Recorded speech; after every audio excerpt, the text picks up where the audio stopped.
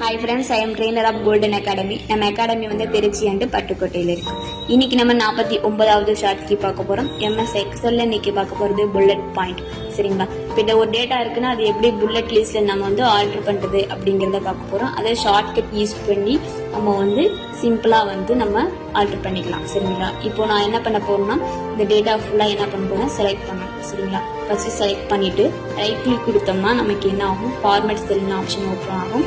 அதில் வந்து கஸ்டம்ஸ்ல போயிட்டு டைப்புங்கிற இடத்துல நம்ம என்ன பண்ணணும், ஷார்ட் கீ யூஸ் பண்ணி நான் வந்து புல்லட் பாயிண்ட் வந்து டைப் பண்ணிக்கிறேன். சரிங்களா?